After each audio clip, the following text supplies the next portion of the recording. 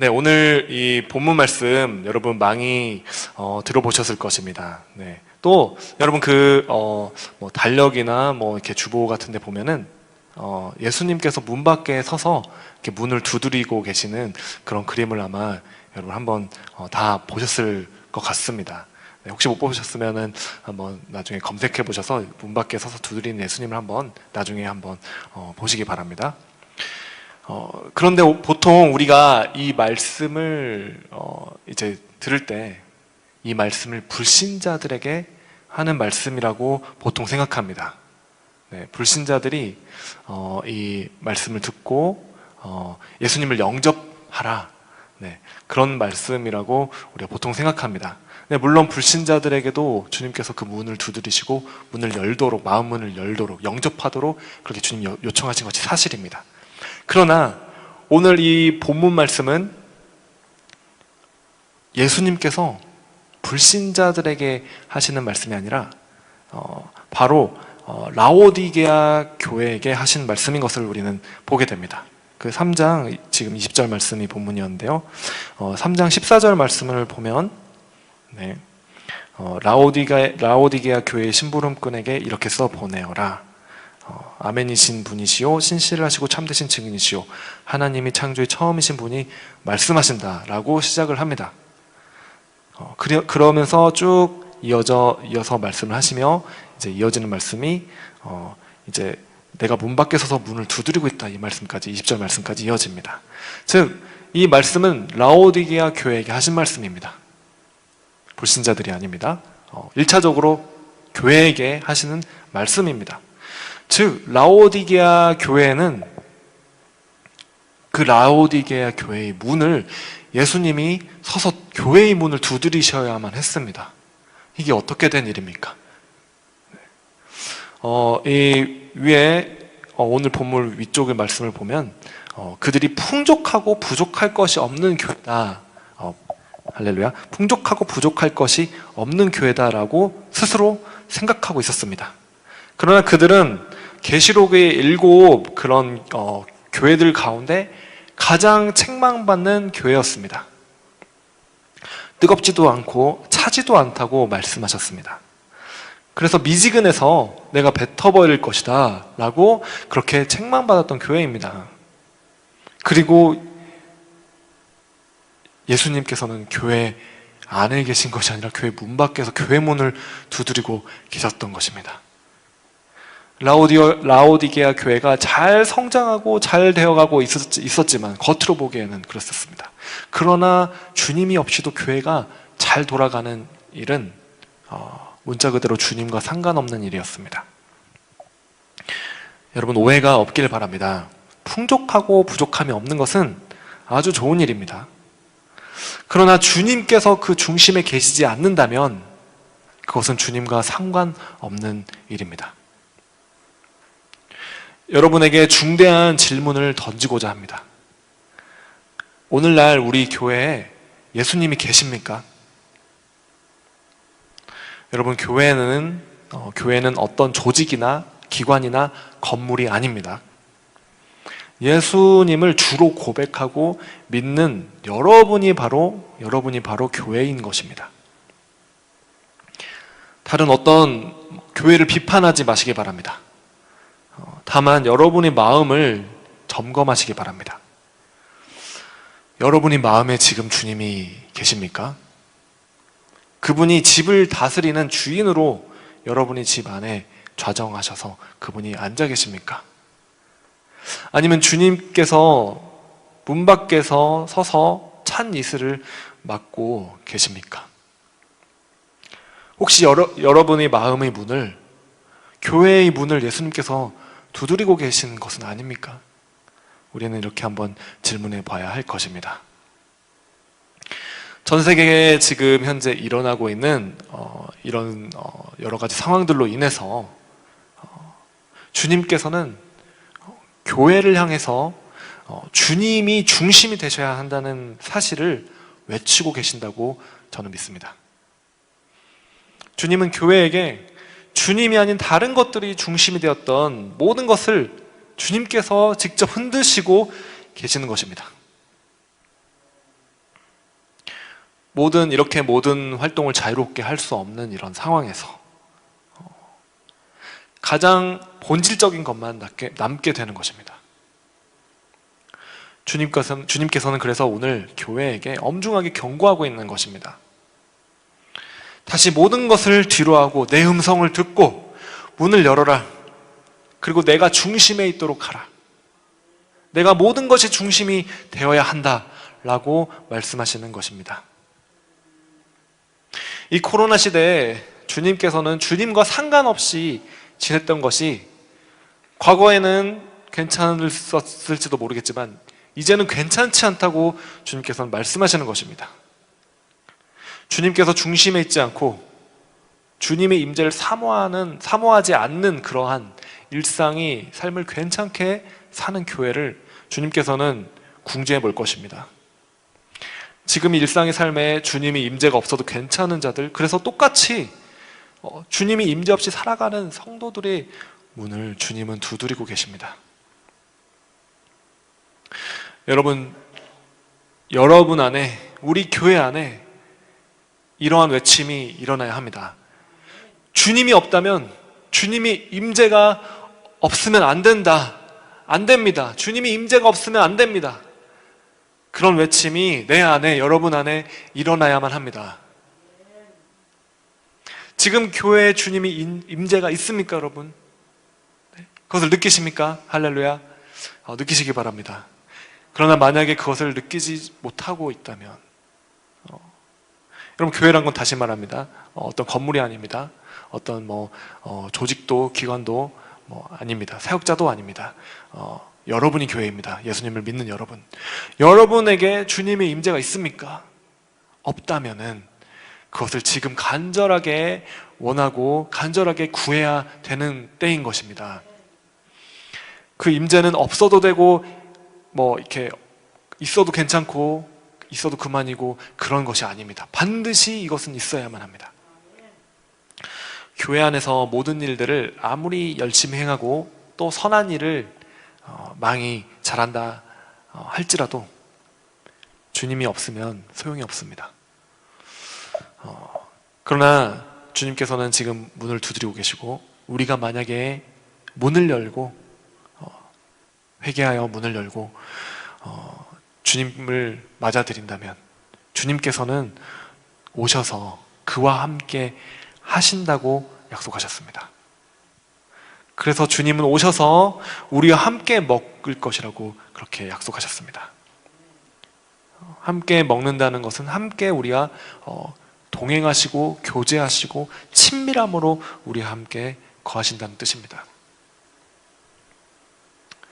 그리고 주님께서는 그 교회에 들어가 이 시대에 주님께서 하고자 하시는 그 일을 하실 것입니다.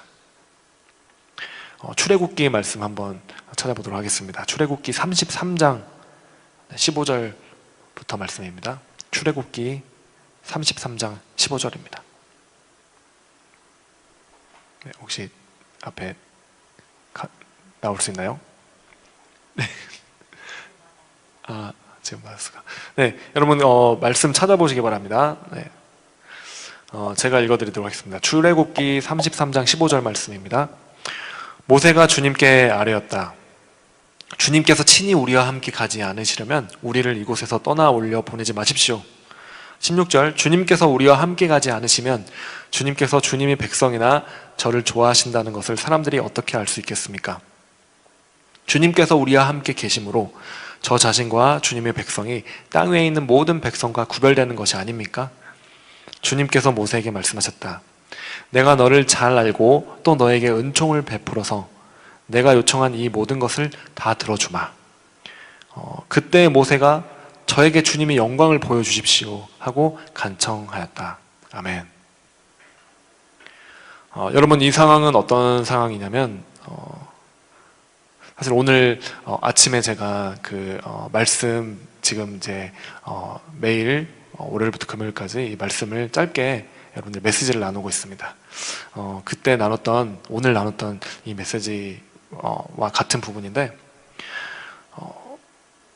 모세가 정말 주님께서 친히 함께하지 않으시면은 우리는 이 약속의 땅, 가나안 땅, 그 땅으로 올려보내지 마십시오 하고 제발 주님 함께 해주십시오.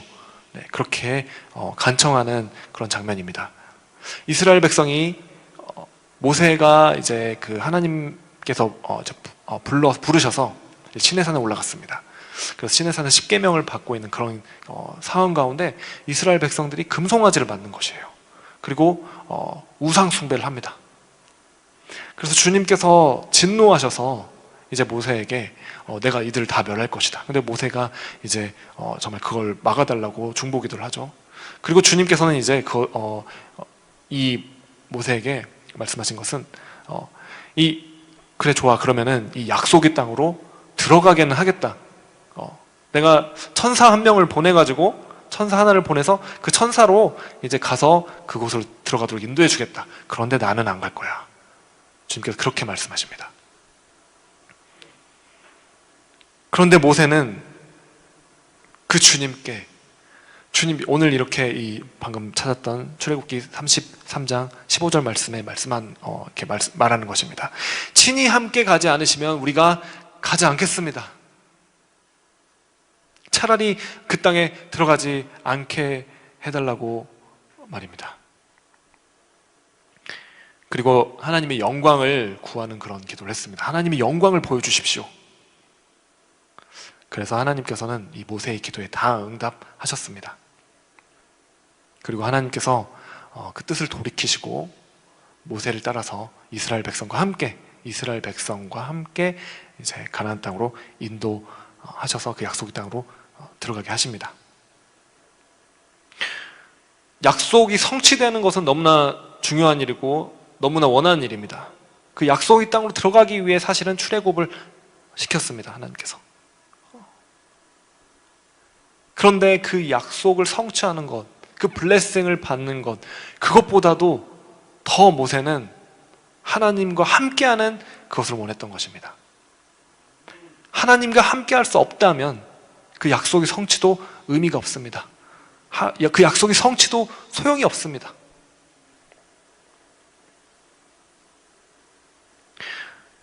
가나안 땅의 약속과 축복보다도 더 하나님과 함께하는 것을 원했던 모세. 이 시대에 여러분, 주님의 임재가 없다면 어디든 가지 않겠습니다 라고 주님을 붙잡는 자가 있습니까? 그런 교회가 있습니까, 여러분? 주님은 그런 자를 찾고 계십니다. 주님은 그런 교회를 찾고 계십니다. 그렇게 주님이 임재가 없으면 다른 어떤 블레싱도, 다른 어떤 축복도 소용이 없습니다. 제가 원하는 것은 주님입니다. 주님과 함께하는 것입니다. 그리고 주님의 영광을 보는 것입니다. 주님 그 영광을 보여주십시오. 그것을 보기 전에는 저는 다른 어떤 것도 저를 만족시킬 수 없고 어떤 블레싱도, 어떤 세상의 성공도 저에겐 소용이 없습니다. 여러분, 그렇게 주님을 찾는 그런 자들이 있습니까, 여러분? 그런 교회가 있습니까, 여러분? 저희가 그런 자들이 되기 원합니다. 이 교회가 그런 교회가 되기 원합니다. 주님이 없으면 소용이 없습니다. 다른 어떤 블레싱은 소용이 없습니다. 그렇게 주님을 붙잡는 자, 주님 제발 저희를 떠나지 마십시오. 주님 제발 저희와 함께 하십시오. 그런 외침이 우리에게서 일어나길 원합니다. 이렇게 주님께서 중심에 좌정하신 교회, 주님이 영광을 정말 모든 이가 자신이 모든 삶에서 사모하고 그것을 모든 목적으로 추구하는 그 교회, 처음부터 끝까지 주님을 구하고 주님을 만나기를 원하는 교회, 주님을 향한 열정에 불타는 그 교회를 주님께서 지금 이 시대에 찾으시고 원하십니다. 그러한 예배자를 주님은 찾고 계십니다. 여러분, 이 마지막 때에는, 여러분 마지막 때입니다. 할렐루야. 이 마지막 때에는 신랑을 향한, 신랑 대신 예수 그리스도를 향한 불타는 사랑을 가진, 그 열정을 가진 신부된 교회가 일어납니다. 요한계시록 22장 17절 말씀입니다. 찾아보시기 바랍니다. 요한계시록 22장 17절. 요한계시록 22장 17절 말씀 제가 읽도록 하겠습니다. 성령과 신부가 오십시오 하고 말씀하십니다.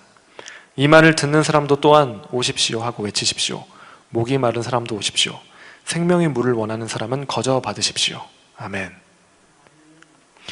성령과 신부가 오십시오 하고 외칩니다. 즉 여러분, 이 말씀은 신부된 그리스도의 신부된 교회가 성령과 하나 되어, 성령으로 하나 되어, 성령의 능력으로 성령과 하나 돼서 주 예수님 오시옵소서 하고 외치는 그 갈망이, 그러한 외침, 그러한 기도가 일어난다는 것입니다. 여러분, 바로 이것이 지금 주님께서 열방 가운데, 전 세계 가운데 행하시는 일입니다.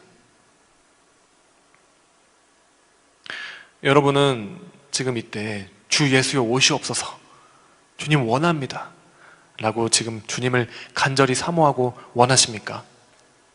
아니면 그냥 주님 여기가 좋사오니 좀 천천히 오소서 하고, 이 땅에서의 제가 좀 분주하고 바쁩니다, 제 사업도 해야 됩니다, 그리고 또 세상 좀 재미도 즐기고 있습니다, 재밌습니다, 좀 주님 천천히 오십시오, 그렇게 생각하고 있는 것은 혹시 아닐까요?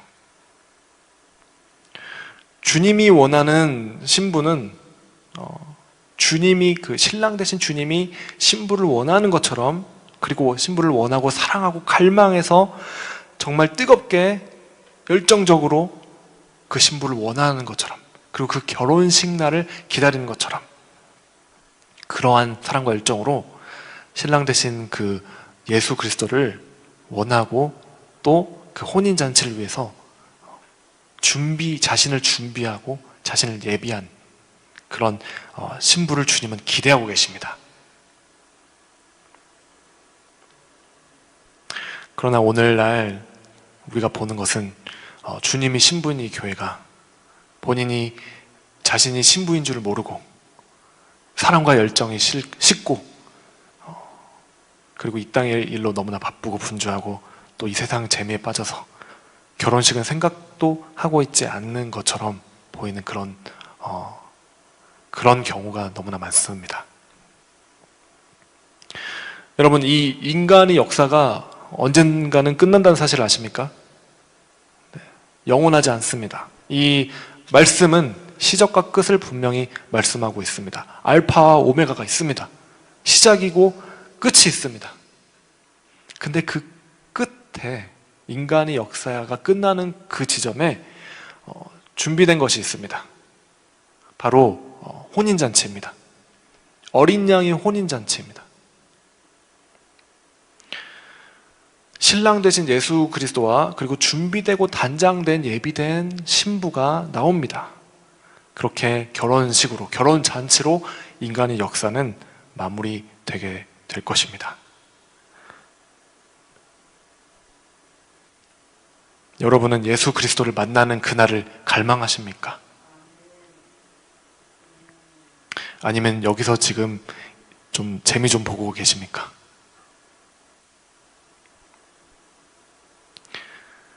우리의 삶 끝에 그 예수 그리스도를 만나는 그날, 그리고 우리가 바로 신부로서 우리가 그토록 갈망하고 원하고 사랑하는 그 예수 그리스도, 그 그리스도를 만나는 그 결혼잔치, 혼인잔치가 있다는 사실을 알게 될 때, 여러분이 알게 되었다면 지금 기회가 있을 때, 지금 시간이 주어졌을 때 그것을 위하여 준비하고 예비하는 것, 단장하는 것이 지혜로운 일일 것입니다. 이 교회가 그렇게 단장되기를 원합니다. 이 교회가 그렇게 신랑 되신 예수 그리스도를 뜨겁게 사랑하는 신부된 교회가 되기를 원합니다.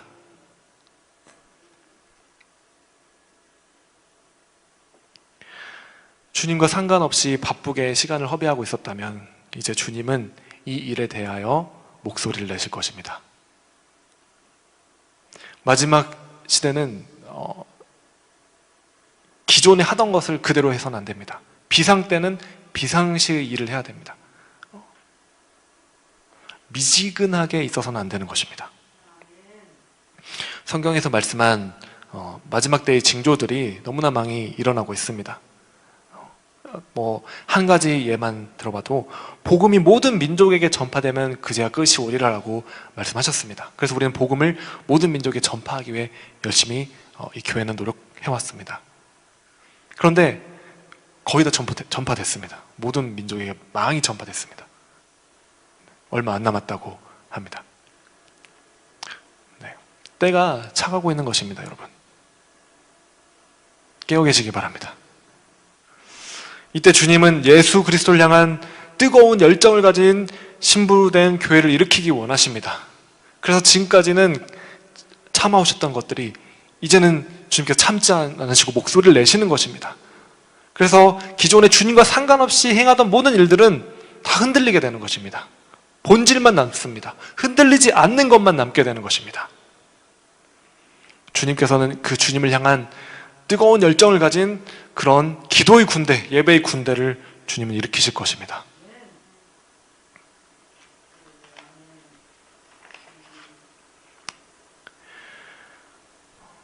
우리가 주님을 더 알게 되면 알게 될수록 주님을 사랑하게 될 것입니다. 주님을 더 알게 될 때 주님을 향한 열정이 생기게 될 것입니다. 예수님은 이렇게 신부된 교회를 향하여 불타오르는 사랑과 열정을 가지고 다시 우리를 위해서 오실 신랑 되신 분이십니다. 그분을 우리가 정말 힘써서 알아야 됩니다.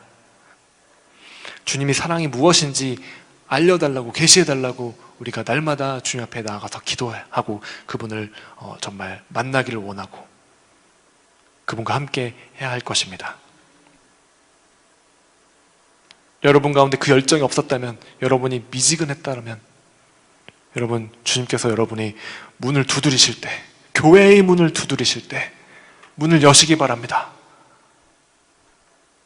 이 문이, 저희 교회의 문이 활짝 열려 있기를 원합니다. 예수님께서 오셔서 중심에 계시기 원합니다. 다른 어떤 활동이나 행사나 프로그램이 아니라 주님 중심, 주님을 향한 예배, 주님을 향한 기도, 주님을 향한 말씀, 주님이 우리 중심에 계시기 원합니다. 이 예배당 안에서뿐만 아니라 예배당 밖에서도 우리가 교회로서 그 예수 그리스도를 정말 주인으로 모시고 그 뜨거움으로, 열정으로 우리가 살아가길 원합니다.